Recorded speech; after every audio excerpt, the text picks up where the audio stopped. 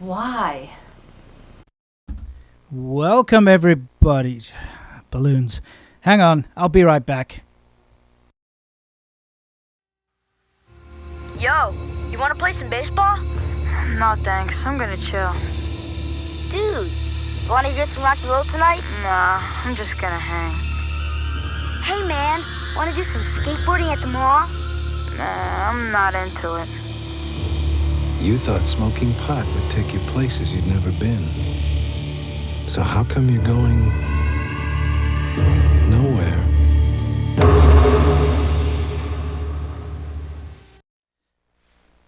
Tisk, tisk, I don't know about you, but I'd rather be skateboarding at the mall. Anyway, tonight we're going to have an adventure in digital archaeology, and we're going to be talking about the tech landscape of the early 90s, the exciting tech landscape. You're going to learn about the woman in the silhouette transitions of the video toaster, a couple of other big names when it comes to the outward face of the video toaster, and much more. I've got to say, guys, I was blown away by the comments and the feedback I had on the last video. I cannot believe, but there's some incredibly famous people down in the comments of the last video. One of the guys is actually responsible for the video transitions. He goes by the name A Lurking Gru, which I presume is a Zork reference. He left a comment, and he actually has a fantastic channel with a bunch of archival stuff. I'll talk about it later. But we're actually going to see how some of the transitions were made. Exciting stuff. Also, the guy who worked on the computer graphics for the movie Hardware, the cult 1990, I think, movie Hardware. Auto-independent, artificially intelligent life form. Fairwell Electronics presents its new model, the Mark 13. Wow, my boy Burglekut's looking a little rough over there. So what is digital archaeology anyway? Well, when I buy old retro technology, I tend to go through the hard drives and see what I can find. And I've found some very interesting things over the years, some very crazy, embarrassing, horrific things, but I've also found a lot of fun, interesting, and I think historically important stuff. And we're going to be looking at some cool stuff from 1995 a little later in the show. So let's talk about tech in the early 90s. I think it's fair to say that in the late 80s and early 90s, tech was a man's game. Anything to do with technology at the trade shows, computers, just predominantly guys all geeking out about the stuff. What's that called, Josh? Desktop software. Right. Work around computers all day, I'll never understand them. Let's face it, being into computers, especially if you had a massive passion and a love for computers and technology back in the day, well, you were labeled as a nerd or a geek or some or other kind of an outcast. I don't know what they called you in your country, Poindexter, who knows. I was called a computer nerd once or twice. And yeah, it definitely wasn't the most popular thing to be into, which is why I think a lot of women at the time stayed away from it. It's more the image of being into technology was kind of seen as kind of an outcast type thing. This, however, didn't stop a few women getting into the technology sphere, and I mean, did they burn brightly? I've got a couple of examples here off the top of my head. We've got Violet Berlin from the Bad Influence TV show. Now, don't do this at home, but if you look inside them, you can see that there are 8 lines etched into the circuit board. Now, each line is a connecting wire, and each wire can deal with 1 bit of information, which means that these machines can deal with 8 bits of information at once. Which I was privileged enough to watch as a kid because, well, I had a friend from England. His whole family immigrated over, and I met them probably when I was around about 12 years old, thereabouts. And they bought a whole whack of VHS tapes from the UK. And they also had people sending them tapes. And it's just stuff that was recorded off TV. And, of course, Bad Influence is a UK TV show. And it's all about computers and about computer games. Mostly it's pretty awesome. If you haven't seen an episode, you can find most of it here on YouTube in crap 80p. But it's still, you know, what am I talking about? My show here is in crap 80p. But that's worse, trust me. Anyway, it's fantastic.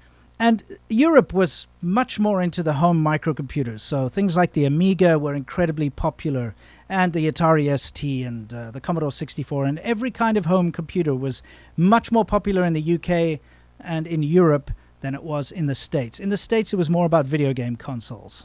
Much more accessible, easier to use, that type of thing.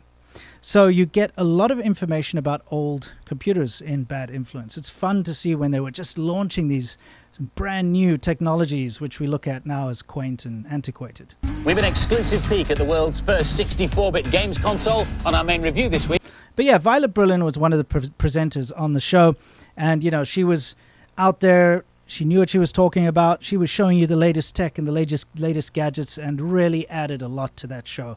And of course, as a young sort of boy of 12, 13, 14 years old, it makes it so much more interesting, if I'm being honest. Anyway, the other name that comes to mind, of course, is Kiki Stockhammer. Now, Kiki Stockhammer is the silhouette that you see running across my screen over here, doing cartwheels and coming up and pulling the shades down because you're peeping on her. That's her. And she was a tech evangelist, and she's still around in the scene. In fact, I've got a photo of her from last year. A friend of mine was at an Amiga convention, and she was there giving a speech. So she's still in the scene. She's still out there doing her thing, which is awesome. Anyway, she was a tech evangelist for New Tech, and New Tech is the company that made the video toaster. So she would be at the trade shows, evangelizing the products. People would come around, and there she'd be, this vivacious character with her red hair, knowing all about the products, talking about the products off the cuff, being able to answer all your questions, and actually being knowledgeable, not like a booth babe or something who's there just because they're a pretty face. Somebody who actually knows the product, cares about the product, and has a passion for it. And of course, I honestly believe if it wasn't for her, the video toaster wouldn't have done nearly as well as it did, or any of the other products that she's attached to. And I know I keep going on about the video toaster, but guys, honestly, without it, the home desktop video revolution would not have happened. We probably would not have YouTube. So not only was Kiki in the transitions, which we're going to actually talk about how some of them were made later, it's fascinating, but she was out there selling the product. In fact, let's pop in a VHS and I'll show you what I'm talking about. Keep an eye out for the redhead.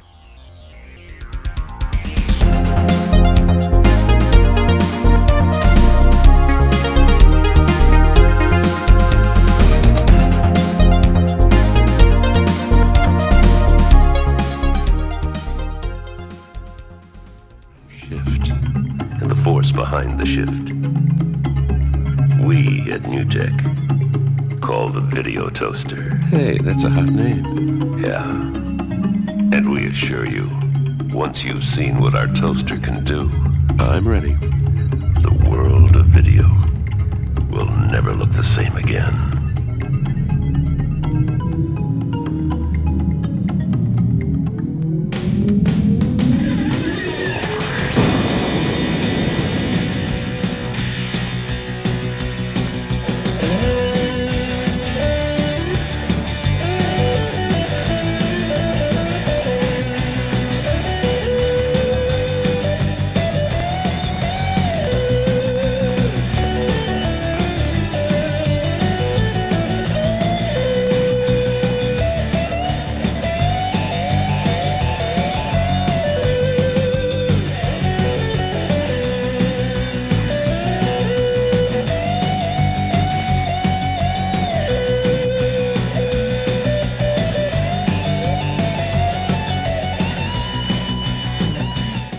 Toaster video production is as easy as clicking a button. Hey, I can do that. Add a couple of cameras, you can have up to 4, and you're into it. Doing video just like the networks. Does that narrator seem a little bit weird to you guys? I mean, he's kind of like, what's this? A floppy. Yeah, it's yellow. Like the sun, but orange. Yeah, what can it do? It stores data. Anyway, sorry, I'm making myself... It's weird, like I'm talking to myself in a padded room over here. Anyway. So, now you can see Kiki Stockhammer was part of all of this stuff. Now, fascinatingly enough, in the last video, in the comments section, one of the guys who's responsible for the transitions of the video toaster left a comment. And he has a channel where he actually has some of the raw footage of him directing Kiki on how to do the transitions. In fact, let's watch a little bit of it.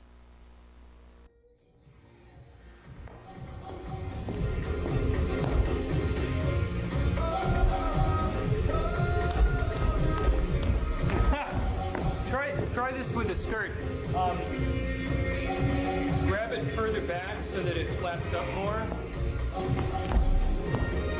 Ha! About that. Hold it up. Hold it more like this. Try that.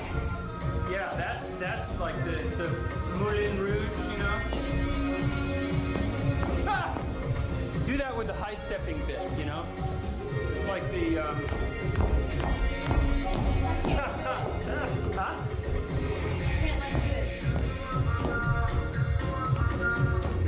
Okay.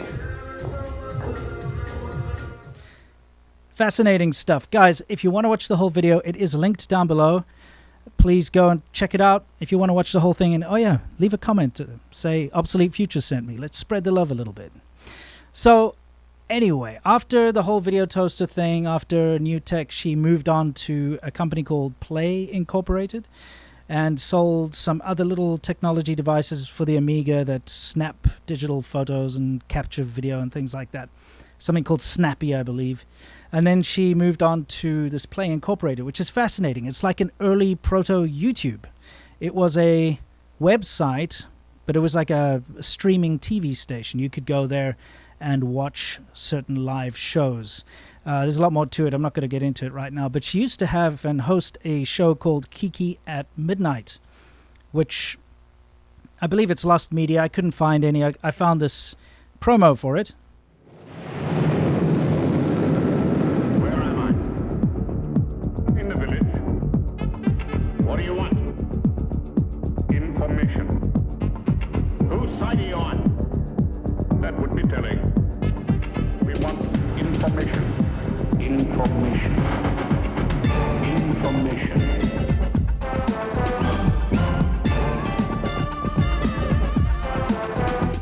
So I believe that's lost media now. I don't think copies of it exist anywhere.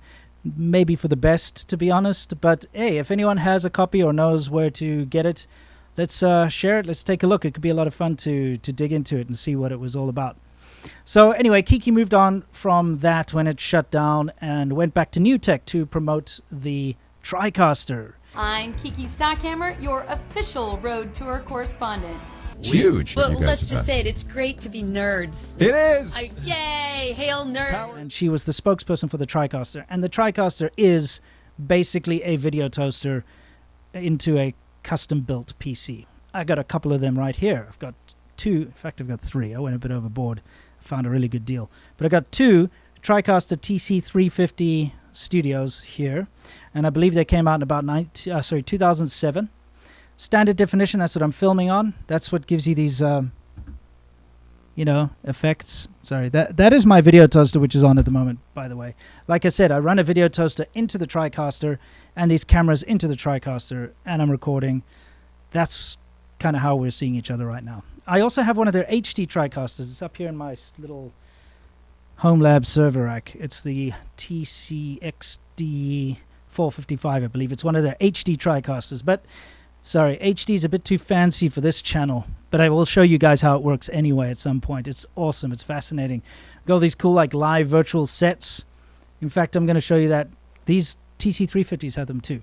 But I digress once again. Sorry, I get a bit caught up in stuff when I'm interested and excited about it. Why? So that's where she ended up. Now, I wanted to briefly talk about some of the other forward-facing people, because I'm going to do an episode at some point about the technology behind the video toaster, like the tech wizards who were involved in making the actual hardware and the software, the people like Alurk and Gru who were involved in bringing this thing to life. But, I want to get my facts straight. I want to see if I can reach out to people who are knowledgeable and get real answers and not just make things up as I go along type thing. So I want to talk about the people that kind of evangelized or who represented the video toaster.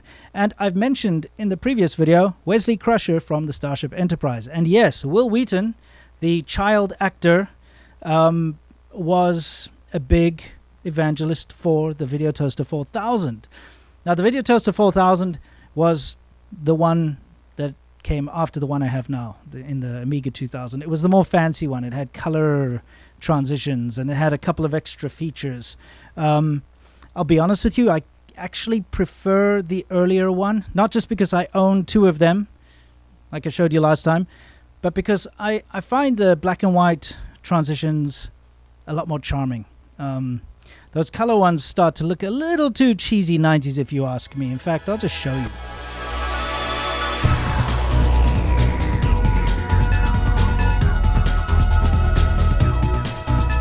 So we had Will Wheaton, and we had, of course, Tony Hawk, the megastar skateboarder with video games and tricks, you know, after his name.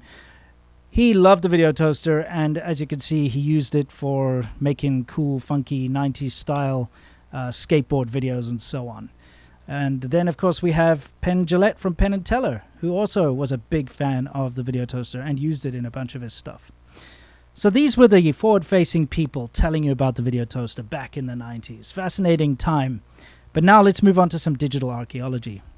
So like I said, I go through old hard drives, I go through old disks. Sometimes I find things that I myself saved decades ago, and I'm surprised and, you know, delighted or horrified at what I find. But here's the thing. I found a disc from the demo scene back in 1995. And for those of you who are not familiar with the demo scene, fantastic, one of the best times of my life.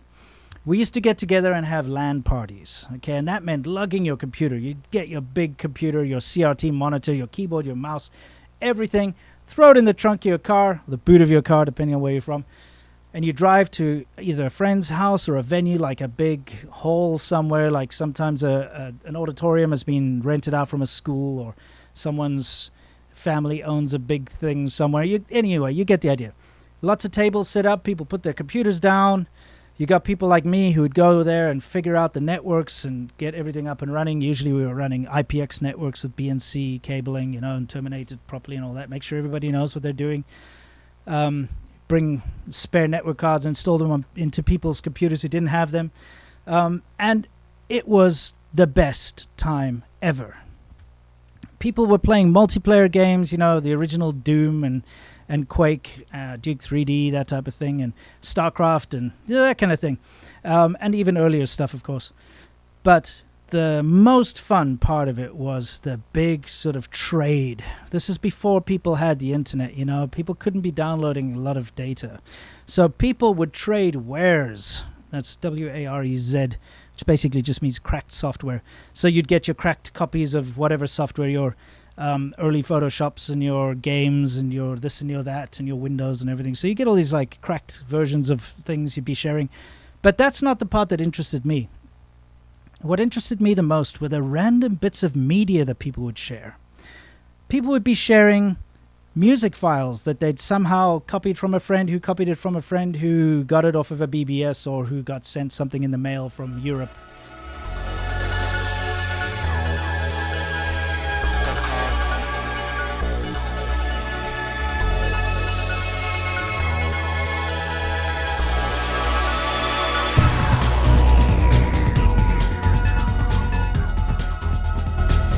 And you'd be getting these interesting tracker files, which were awesome. Collections of MIDI files, whatever. There's cool stuff you could listen to. And then fascinating images, you know, JPEGs and GIFs. And yeah, I say GIF, I don't say GIF. I think GIF sounds lame. Okay. So GIFs and JPEGs, that type of thing. And just fascinating stuff. And it was weird because nobody knew where they came from. There'd be like a really awesome artwork. And nobody knew who made the artwork. But people were sharing it around and putting it as their wallpaper on Windows 95. Or you know, that type of thing back in the day. And it was just one of those weird situations where you'd go to one of these big LAN parties and you'd come back with a plethora of content, you know, media, stuff that would last you for ages that you could look through and enjoy and consume and listen to and play or whatever. And it was fantastic. But now in Europe, specifically, they had this thing called the demo scene where people would get together and show off their skills. You know, how could they push a computer to its limit. They'd choose a computer, say, for instance, a Commodore 64, and then they would create a demo for it. And the demo would be something that had sound and graphics and all these very fancy effects. And you would run it, and everybody would be amazed and say, like, wow, you really pushed it to the limit. I didn't realize you could make that kind of thing happen on such a primitive computer. And then, of course, they did the same for computers. And you had, for instance, a very well-known group that I remember is the Future Crew. And they had these very cool demos, like Panic was awesome, things like that. You guys will know the score if you were a part of it back in the day. So you had all these cool demos. And I've got a disc, a CD, from the demo scene from 1995. And it's from Germany. Everything on the disc, it's on my Amiga 2000, by the way. Everything's in German, but they've got some fascinating graphics on there, some artwork, because they had what's called scene pixels. And this is where people would show off their amazing artwork that they used deluxe paint on the Amiga to draw, or just various things that they'd collected. Some of it's unknown. So I thought we'd go through a couple of these. I mean, I could spend hours doing this. I love going through old stuff like this. But I thought, let's limit ourselves to 5 images this time around in this digital archaeology. So let's get right into it.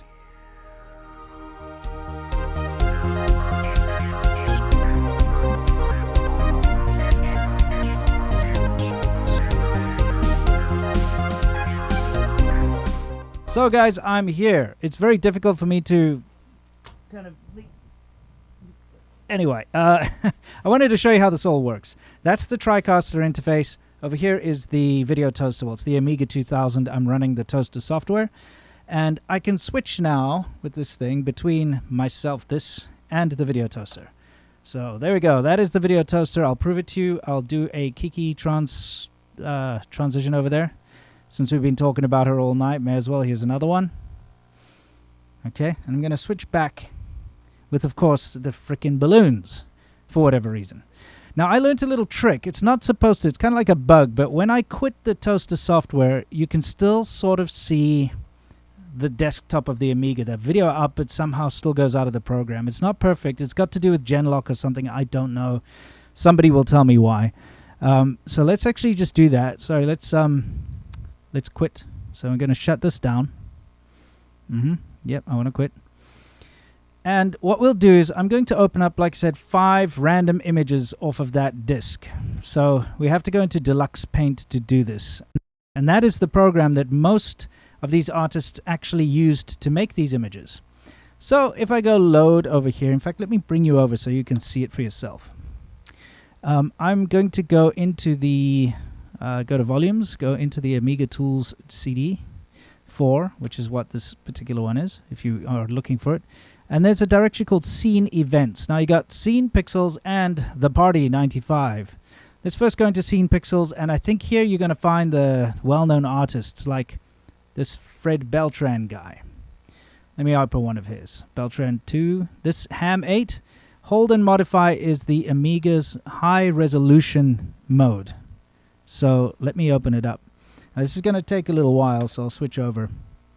There's another reason why I want to switch over is a lot of these images are, how should we say, not suitable for work, right? So if something really sus pops up, then I can quickly find a way to censor it. Anyway, guys, I wanted to show off my very tasteful Amiga toaster. It's made out of a piece of slate. Mr. Toast, a friend of mine, gave this to me. And it's useful because I'm currently drinking tea. And I would normally be drinking a beer, but I got something to do early tomorrow morning, so, you know, that's life. Anyway, this is certainly taking its time. This is one thing that we kind of take for granted with modern computers, is how slow things were back in the day. Okay, something has come up. I'm going to switch you guys over. And what we can see here looks like a fish. All right. Obviously, there's something more to it. Now, there is a trick I learned about these things, as you say, show page. And it shows you the entire image, as you can see, coming up. And, I mean, yeah, that looks pretty impressive. Now, I should be able to select, by clicking here, the part of the screen I want to see. There we go. Bam. So, yeah, that's pretty awesome. Now, this will be a well-known artist in the scene. Obviously, he's got his own name there, but let's go try find something that is not so well known. Okay, let's go into this directory called Pixel Update, because I feel like that's going to have some random scene stuff, and I'm just going to choose, what is this one? It says Made. Okay, Made, as in M-A-D-E. Let's see what this is all about. Again, I'm loading it from this perspective just in case something mad sus pops up. Actually, no, that looks pretty fantastic. Here, I'll get you guys over with that. Oh, a paintbrush. I mean, just look at the detail. It looks fantastic, by the way. What I'm seeing here on this monitor, it looks so good. And this is something that would have been made in Deluxe Paint. And to think that somebody sat there and was able to create this, it's astounding. Anyway, I'm glad that turned out to be not sus. Let's open something else, shall we? I don't know. How about Deuce X-Fend? What? I have no idea. You guys can see. Sorry about these transitions. Deuce X-Fend. I'm going to open that up. And yes, it wants to change. I'm just glad I figured out this little hack to get you guys out of there again. Because if something comes up on there, I'll be able to sort it out. Okay then. You guys have to see this. Is that supposed to be some kind of lizard tongue chameleon type thing? Whatever. I think we can go to the next one, shall we? What do we got? We've got a whole bunch of nonsense in here. I don't know. What is this? Seda Bengal 99. Bengal. I have no idea what that could be. Is it a tiger? Bengal tiger, maybe? What the? These balloons keep sneaking in, I swear. I'm going to get rid of them. They're in this, like, time. In fact, there's a way for me to change that. I'm going to change it right now. Okay, so this will change to, like, a bunch of fades. You'll see different kind of wipes. Okay, well, what do you know? It is. It's, you can take a look for yourself. A bunch of random, just a weird, I don't know if that's supposed to be a mech tiger. Let's take a look at the whole thing. Maybe there's more to this image than we know. Come on, show us the whole page. You could do it. You can do it. Well, I guess it didn't hang. It just wasn't doing anything. So let's just choose something else, shall we? I think this is our last image, is it? How about Odin? We all know Odin, the god Odin. This is unknown, so I guess it's an unknown artist. And, well, let's take a look. I wonder what this is going to be. Like maybe Thor's hammer or some nonsense like that, you know? I'm kind of... Okay, then. Guess not. Well, let's see. Show page. Yeah, this is the whole page. Guys, okay, I'll switch it over. You guys can see. I'll put something on the screen, you know, so that it's suitable for work, so to speak. But yeah, that's... I don't know what was with these guys back then, but I guess they all had one thing on their minds, that's for sure.